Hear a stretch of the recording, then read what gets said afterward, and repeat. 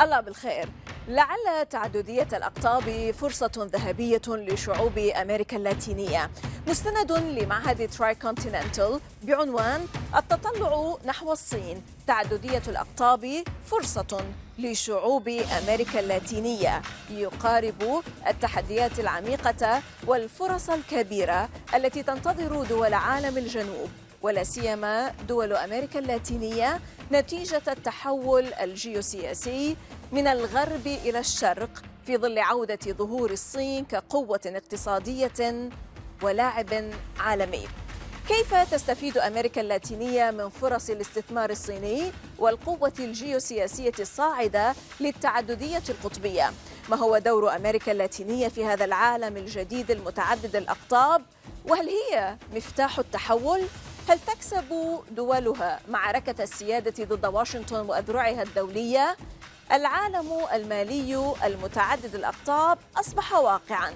هل تستطيع الولايات المتحدة الأمريكية النجاة منه؟ البرازيل تقود اليوم الدعوات إلى إحياء اتحاد أوناسور في أمريكا الجنوبية، فهل يعني ذلك تكاملاً أفضل في المنطقة أو ابتعاداً أوسع عن الولايات المتحدة الأمريكية والاتجاه نحو الاكتفاء الذاتي؟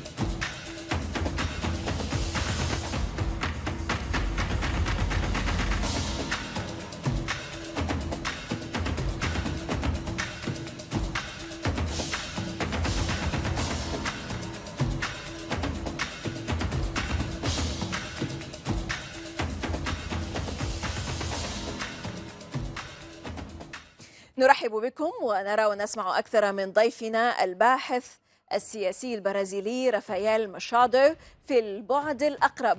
هذه الميادين وأنا زينب صفار، خليكم ويانا. Rafael Machado, Brazilian political scientist, leader of Nova Resistência or New Resistance Movement, scholar of the fourth political theory. Rafael Machado, salam and welcome to الميادين. This is the proximate aspect. I'm Zainab Al-Safar. So good to have you, Rafael. Salam, Zainab. It's an honor for me to be here. Thank you for listening to me. Our pleasure. Well, looking towards China, multipolarity as an opportunity for the Latin American people is a report by Tricontinental Institute which discusses how the opportunities provided by China's economic investment and geopolitical power could open up new possibilities, yet new challenges for Latin America and the Caribbean. So we can see, Rafael, that there is not only a call and concrete steps in our part of the world, in our region, in West Asia and the Arab region, to head towards the East, but also in Latin America. Your take, please. Well, from many decades already, our countries, Latin American and Caribbean countries, have had to deal with the United States and with the collective West in general, and on very unfavorable terms. We remember, for example, the Washington Consensus from the 90s, a time when everyone believed we were at the edge of the end of history, yes, like Fukuyama called it. And our countries, Brazil, for example, made many deals with the United States and with Western countries, and we asked for money. For example, we indebted ourselves with World Bank, IMF, etc. And all these deals were always unfavorable to us. They, for example, the IMF always dealt with us, asking for us to privatize our most important strategic businesses, for example, our steel business, our metallurgical businesses. We had to end, for example, the Petrobras. Petrobras still exists, but we had to sell some of its shares. There was, even for some time, George Soros was owner of Vale, which is one of our biggest enterprises. And of course, with time, they also began to impose on us Western values. So we saw a wave of Americanization. So it was a kind of, also a kind of cultural war, so to say. Precisely. This is something that now the West is also begin attacking Africa, Middle East, and other countries with. But in Latin America, it also came a bit before. Only some countries could resist fully to it, like Venezuela, for example, or Ecuador during Correa's tenure, Bolivia with Evo Morales, etc. Even other countries governed by left-wing governments of a more social democratic style, they, in more, in some sense at least, they were more or less seduced by the Sirens song. So in that explains also why they were so fragile to hybrid war from the West. The Brazilian government of the time, Argentinian government, and others more or less fell victim to this seduction strategy. Let me here try to continue in a similar vein. Currently, we are witnessing a geopolitical transition, as we said, of global hegemony from the West to the East, albeit perhaps not in a hegemonic way, the way it was with the imperialists. But observers said that the United States strategies to advance its vision of unipolarity have been buried under the rubble of a Western world that sought to make the entire planet its dominion. What is Latin America's role, particularly Brazil, where you are, sir, in this new multipolar world? Well, our intention is for Brazil to become the leader of a pole, in one of the poles in this multipolar world. Though there are a lot of challenges in this. As the West begins retreating from the Middle East, from Africa, and even from Eastern Europe in the future, Latin America could remain as a kind of reserve region, a reserve continent for the United States to recover some of its lost resources, lost power. Because the Amazon region, for example, is extremely rich in water resources, in oil resources, in biological resources. There's the Andean region with lithium and other rare materials. There's the Guarani water reserves, that also one of the biggest drinkable water reserves in the planet. So our worry is that they resurrect the Monroe Doctrine, but not anymore directed against Europe as it was in the 19th century, but a new doctrine directed against China and Russia. Now, although China has prioritized Eurasia as a regional hub in the initial phase of the BRI Belt and Road Initiative, Latin America and the Caribbean have become increasingly important to this initiative. Some might argue, Rafael, that Latin America is the key to the multipolar transition. How far is that accurate? Might you explain it further, sir? Certainly. I agree that Latin America is the key, or at least one of the major keys for this multipolar transition, precisely because of its many resources.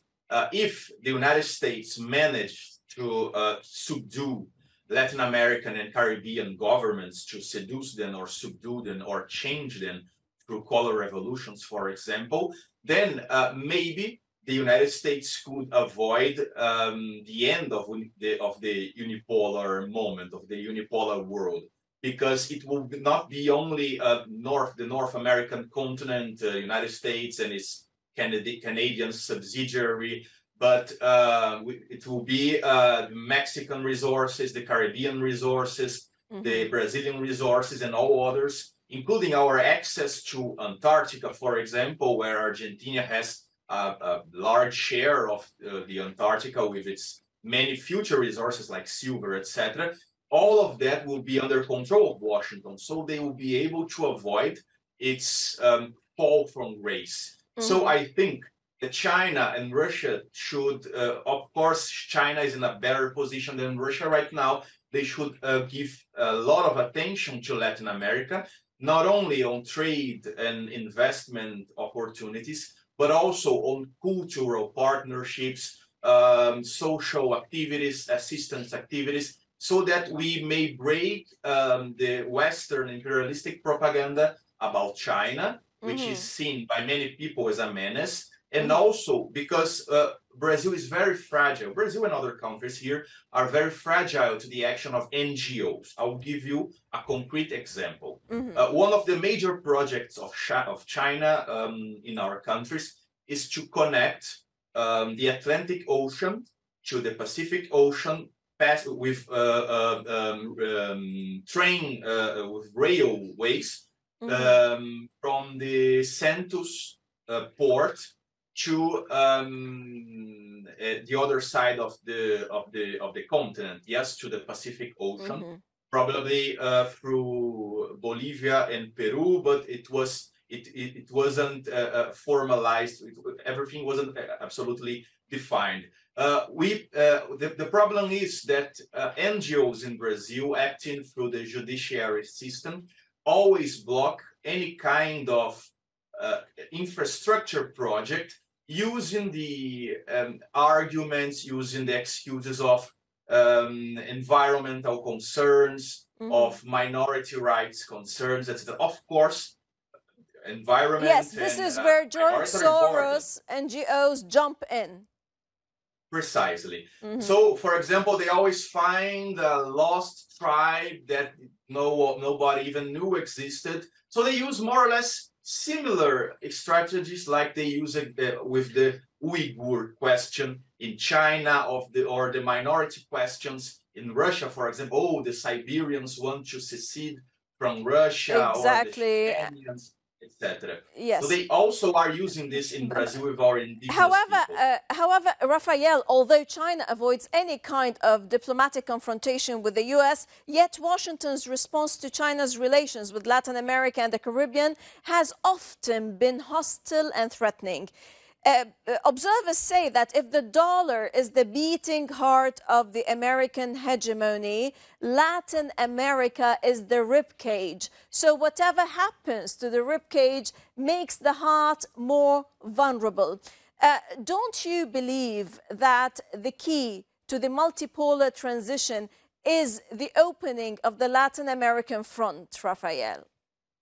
Precisely. I think that Latin America is a battlefield where, after the solution, I hope peaceful solution of the Ukrainian problem, of Taiwan situation, and other problems around the world, this is the battlefield where the United States will understand that they also could have a role to play in a multipolar world as a country, as an important country, as a big country, but one country, one region, one specific civilization among others, among equal civilizations, among civilizations that are as important as they are.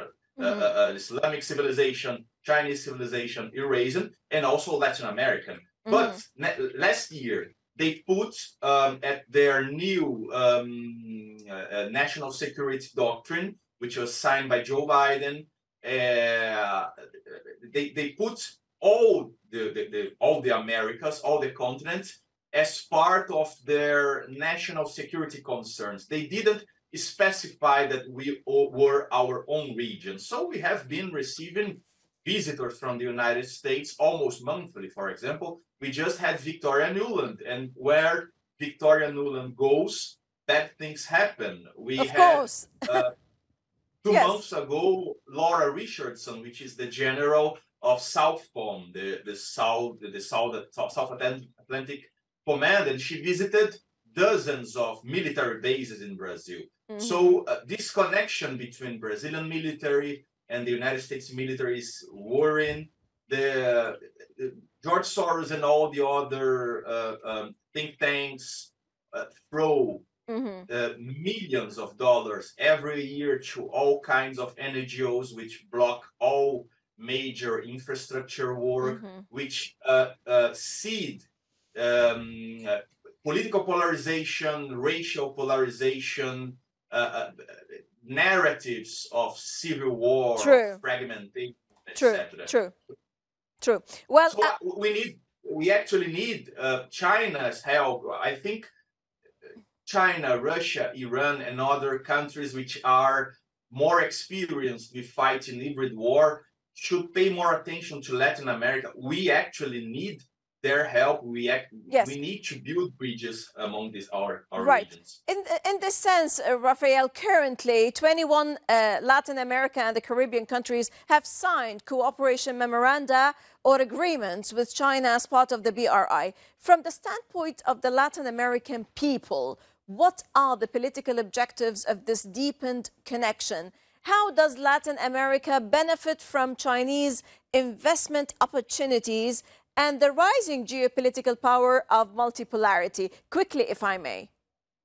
Certainly. Well, we see from experience that China usually works with win-win situations, win-win deals, not the kind of zero-sum deals that the Western world usually works with. So they build, in Africa, they build schools, they build railways, etc. So we think that they will help us with integration, continental integration, infrastructure, with partnerships in semiconductors, especially because China needs new semiconductors sources. Exactly. And they don't ask, for example, for changes in our cultures with the LGBTQ thing and other kinds of changes that the IMF and the World Bank and Davos impose whenever they want to talk to us. So I think that the Brazilian people will be able to keep its specific culture, its specific values, its traditions. At the same time, they learn with how China became such a powerful country. Right. The potential creation of a new currency for BRICS countries would shift the focus away from the US dollar as the trade transaction currency. This ambitious proposal, together with former Brazilian President Dilma Rousseff's inauguration as the president of the BRICS Bank, promised to be an alternative to the American debt trap you talked about. Do you reckon that this provides an opportunity for the people of Latin America to finally break away from the shackles of imperialism? Is the tide finally turning against imperialism, Rafael? I think dollar is in its death throes. Of course, the process is slow.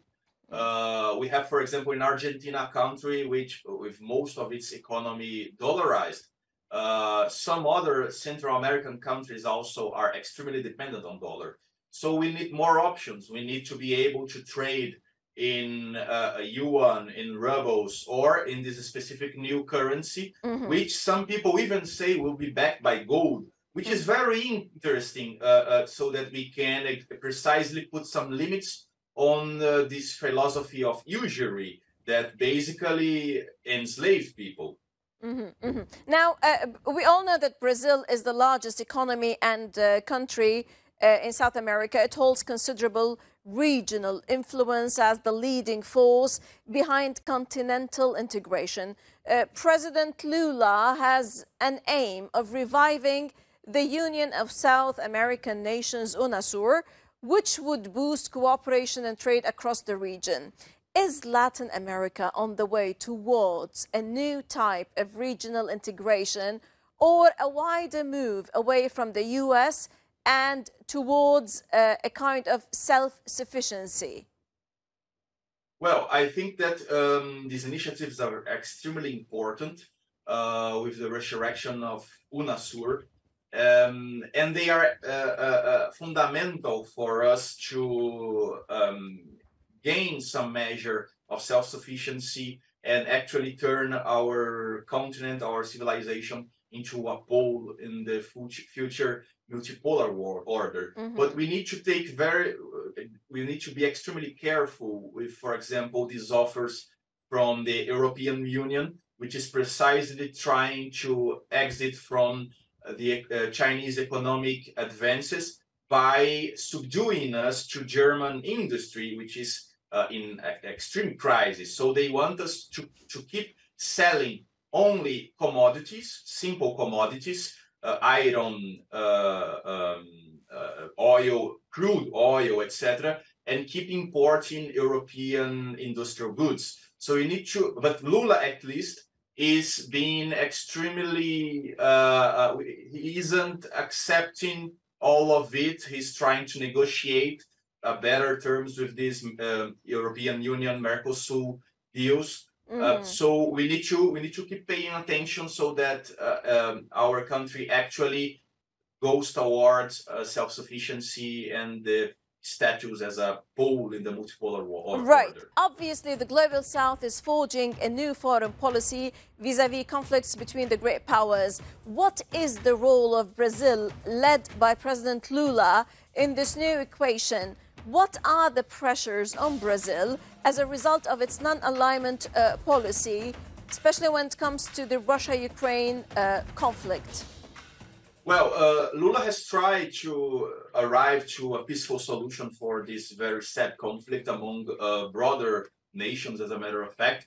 But I think recently Lula actually realized that the Western nations don't actually, well, the collective West, NATO-led alliance, isn't actually interested in a peaceful solution for this conflict. And also we need to understand that Russia also needs to actually win this war, as a matter of fact, because the way NATO betrayed Russia with the Minsk agreements, where they promised peace and actually used these years to weaponize and train Ukrainian soldiers, of course, Putin will have a very difficult time trusting the West again. And meanwhile, the European Union and the United States have pressured Brazil for us to sell vehicles, ammo, ammunition, weapons to Ukraine. And we have resisted very strongly against all this pressure. And they have actually tried to sabotage our weapons deals with other countries. For example, we have vehicles which have German parts, and because we refuse to give our vehicles, our armor to Ukraine, Germany has prohibited us from exporting these vehicles to other countries which are not involved in the war. At the time, it was the Philippines, as a matter of fact, which has nothing to do with it. So we have been put under a lot of pressure. I think at this specific problem, Lula has acted absolutely correctly by trying to find a peaceful solution, and obviously for us not to get involved by supporting Ukraine, especially because it would be a very big blow against BRICS, for example. If we began giving weapons and ammunition to Ukraine, it would be absurd. It would be absolutely against our best interests. Right, Rafael Machado, Brazilian political scientist. Thank you very much, sir, for this erudite discussion. Always a pleasure to have you. It was a pleasure to speak with you. Thank you very much. All the best wishes to all Miadin, to you, Zainab, and to the people of the Arab world. Thank you very much, Rafael. إذن لعل التخلي عن مسار التطور الرأسمالي الغربي يتطلب شكلا مختلفا من العولمة وانفصالا عن المفاهيم الغربية للحداثة. إنه يتطلب عولمة قائمة على التعددية القطبية والتعاون والتآزر والتخطيط حيث تنجح أمريكا اللاتينية في إحراز تقدم نحو تكامل مربح لكل الأطراف، وتبرز اليوم الصين كقوة عالمية كبرى بات تطورها يغير العالم بكل معنى الكلمة.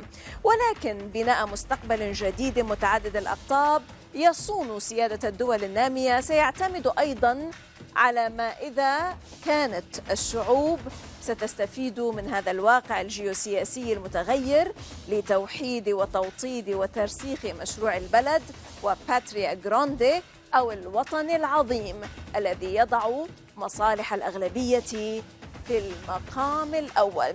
هل بالفعل ستكون أمريكا اللاتينية هي مفتاح التحول نحو عالم متعدد الأقطاب يحفظ الهوية والروح والثقافات المتنوعة بتنوع شعوبها؟ من كل الميادين سلاما وتحية في مال الله.